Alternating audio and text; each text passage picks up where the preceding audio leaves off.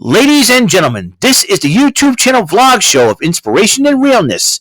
Also, this is the YouTube channel vlog show of positivity, personality, and fun. This is Eric Lima Shenanigans of 1977, and now the perpetrator of these shenanigans, Big Beefy E himself from his Big Beefy Man Cave in New Bedford, Massachusetts, Mr. Shenanigans himself, and the two-time Chilling 3000 2022 End of the Year Awards winner, Eric M. Lima. Thank you very much, Mr. Announcer, sir. And happy Memorial Day, everyone, and welcome to yet another episode of Eric Lima Shenanigans of 1977. How's everyone doing on this lovely Monday afternoon, May 29, 2023, 2:28 p.m.? What's going on, everybody?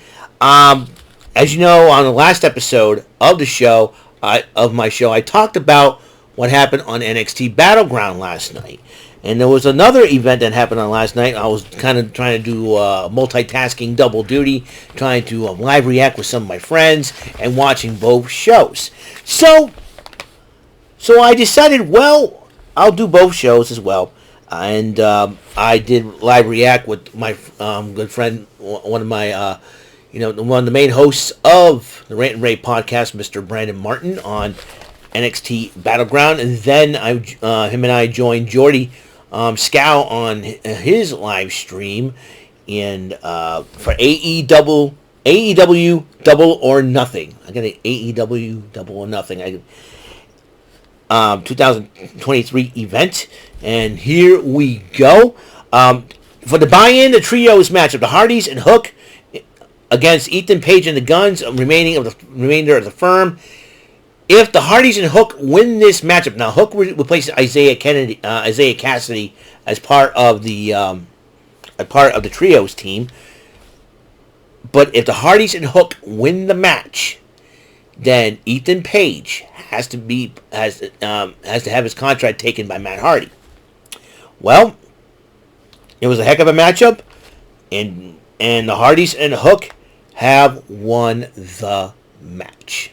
That's right. So that means Ethan Page will have to be part of Matt Hardy's Hardy Party, along with his brother Jeff, Hook, and Isaiah Cassidy. And now the Owen Hart tournament ceremony has been announced, and it will kick off at the Forbidden Door for next month. The Forbidden Door pay-per-view event, and Renee Paquette interviewed the widow of Owen Hart, Dr. Martha Hart. And Tony Khan came out to join them and said a few things as well. Looking at this Owen Hart tournament, it is a shame that the WWE will not be allowed to be associated with Owen Hart. And I believe it's the fault of Vince McMahon himself. I mean, Vince has really made a lot of mistakes. I mean, this one is probably the biggest mistake he ever made. If he hadn't let Owen Hart be himself and not go with the Blue Blazer gimmick, I think Owen Hart would still have been alive today. That's my personal opinion on that matter. But might I digress? I let it go, move on. Unfortunately, what's done is done. But we'll talk about. So that was part of the buy-in. Now for the main card, it kicked off with a Blackjack Battle Royal. International title, the Commander. Was the Commander, and some of the rest of the members of the firm were in it. Bullet Club Gold, Ricky Starks, everybody was fighting.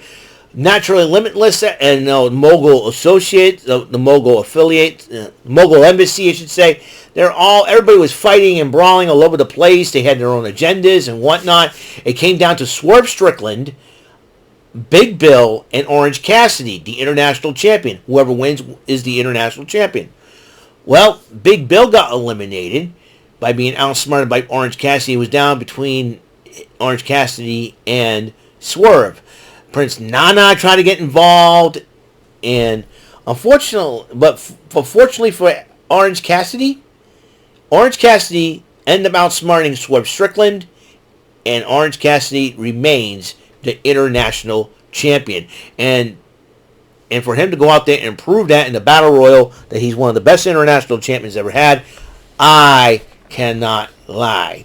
He cannot lie, I should say. He cannot lie. So there is that. And Adam Cole and Chris Jericho in an unsanctioned matchup. And a lot of people, Jericho Appreciation Society trying to get involved. Roderick Strong trying to get involved. Sabu was the enforcer of the matchup. He made sure that everything went up and up and up. Dr. Britt Baker DMD came out and attacked Jericho with a kendo stick, and Saraya tried to even the score. Both ladies brawling in the back and whatnot. But in the end, Adam Cole, baby, won the match. So there's that. And the tag team titles were on the line. FTR to defend against the team of Jeff Jarrett and Jay Lethal, who has Satnam Singh, Sanjay Dutt, and now Karen Jarrett in their corner. Meanwhile, Mark Briscoe became a special guest referee. And the Shenanigans of the three outsiders in that matchup have tried to get one up on FTR, but in the end, FTR managed to outsmart Team Lethal Stroke, as I like to call them, or Team Slapnuts, and ended up retaining the AEW World Tag Team Championship, cementing themselves as probably being one of the best tag teams in wrestling. But if FTR thought about coming back to the WWE, them and the Usos would have decided the whole thing. My opinion, but that's okay. Alex Marvez was interviewing Ricky Starks, and Ricky Starks had enough with the Bullet Club, and he wanted to be international champion, and Bullet Club still attacked Ricky Starks. TNT title on the line in a ladder match, Wardlow to defend against Christian Cage. Now, Luchasaurus, I know he tried to get involved, and Christian Cage almost succeeded until Arn Anderson distracted Christian Cage, giving Wardlow a chance to take the advantage. And, there's no disqualifications in a ladder match. Wardlow ended up climbing up and retained the TNT Championship. I believe a battle between Wardlow and Luchasaurus down the road would be a collision like Godzilla versus King Kong. That's going to be a heck of a matchup. The women's title was on the line. Jamie Hayter, who was wrestling hurt in this matchup, having a hurt shoulder, defends her title against the lovely Toni Storm from the Outcasts. And that's right, I said lovely because I like Toni Storm. Anyways, who doesn't? Listen, a curvaceous beauty like Toni Storm. All I say is Juice Robinson. The Shenanigans salute goes to you, my friend. And there was a couple of times the Outcasts were giving Jamie Hayter a hard time, but then Hikaru Shida came out with the candlestick, tried to even the score, and ended up brawling with Ruby Soho, and ended up chasing Ruby Soho away. But Toni Storm took advantage of the fact that Jamie Hayter got hurt, and ended up defeating Jamie Hayter to become the new AEW Women's Champion, and that marks the first time ever. In fact, Toni Storm is now the first ever two-time AEW Women's World Champion. So congratulations to Toni Storm. And so there is that. The Trios title was on the line as House of Black issued an open challenge in an open house rules matchup. The Acclaimed and Billy Gunn, a.k.a. Daddy Ass, gets involved and decides to answer the call. Max Caster did a little diss raps on on the House of Black like only Platinum Max Caster knows how to do. But despite that, the Acclaimed and Billy Gunn ended up losing to the House of Black. The House of Black retained their Trios Championship. It looks like the open house rules matchup is in their favor. TBS title on the line, Jade Cargill against Taya Valkyrie. Now, I called it, this was one of the three matches I got wrong with my predictions. All the others, I got my predictions right so far. And it 59-0, Jade Cargill is, and then she ended up beating Taya Valkyrie, thanks to some shenanigans by Layla Gray and Smart Mark Sterling, as Jade Cargill retains her title and now 60-0. But then Smart Mark Sterling said, okay, we do two matches. And then Chris Statlander ended up returning from injury, decides to challenge Jade Cargill. The match happened. There was an impromptu title match. And ladies and gentlemen, we have finally a new TBS champion in Chris Statlander. And that was a huge, huge deal for Chris Statlander. One, she ended the streak, the unbeaten streak of Jade Cargill. And two, that was her first match back. So for her to win the TBS title in her first match back, that's a big deal. Congratulations to Chris Statlander. Awesome job. In fact, I'll give you the Orange Cassidy thumbs up as well. Then we got the Four Pillars matchup in for the World Heavyweight title. Big news coming out of this match is this. While Sammy Guevara was entering the ring with his lovely wife, Tainara Mello Guevara, in fact, through their cue cards like Sammy does, they have a special announcement. They're having a baby. That's right. Tainara Mello is pregnant with her first child, I do believe, and looks like her and Sammy are going to be first-time parents. So that means we're not going to see Tainara Mello in ring action for 9 months, for almost a year, and who knows, that could be a detriment to the women's division. But congratulations to Tainara Mello and Sammy Guevara for having their first child.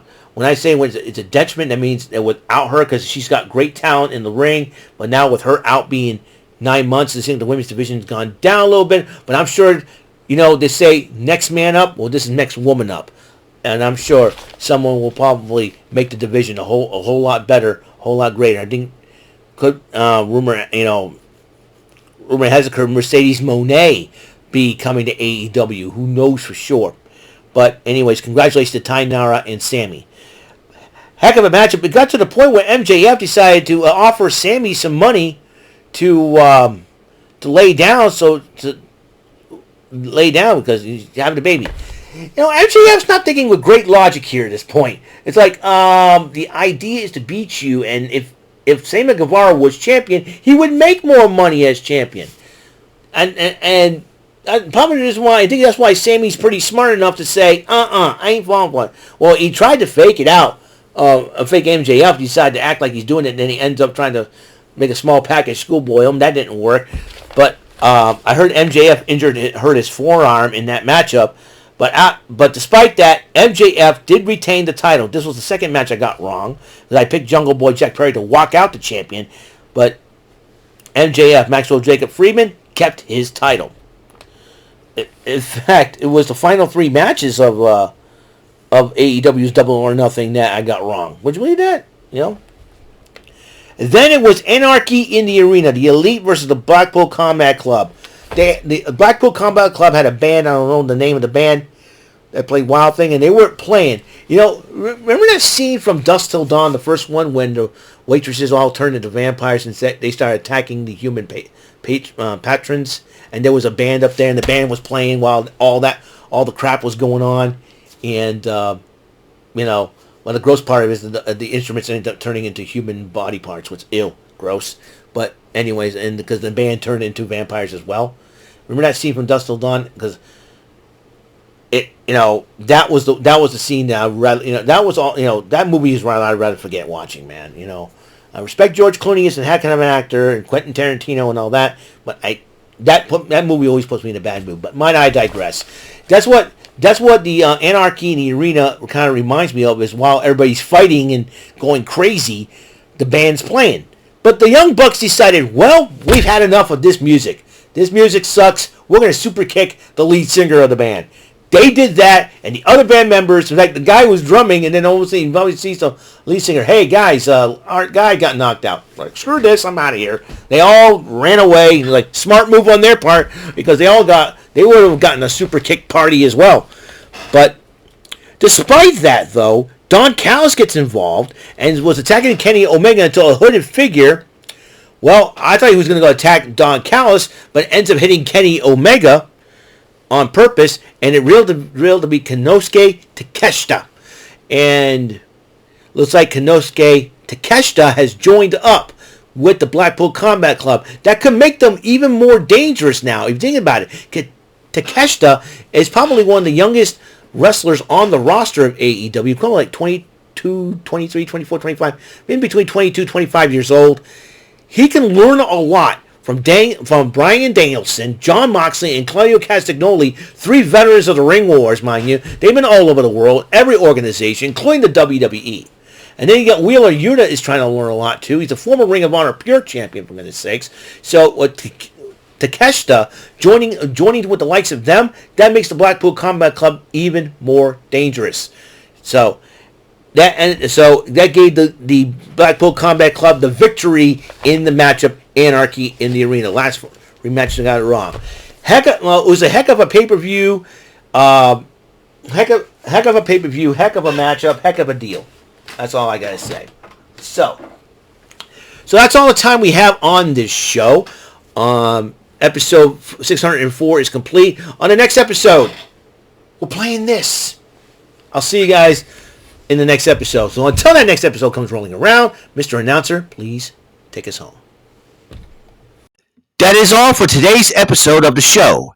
This is Mr. Lima speaking for Eric Lima Shenanigans of 1977. A Big Beefy E, do it for Bob Saget production. And in association with A Sweet Bowl for Raving Dingleberries Telepictures and Distribution. Thank you for watching another great episode of Eric Lima Shenanigans of 1977. Until the next episode, goodbye for now.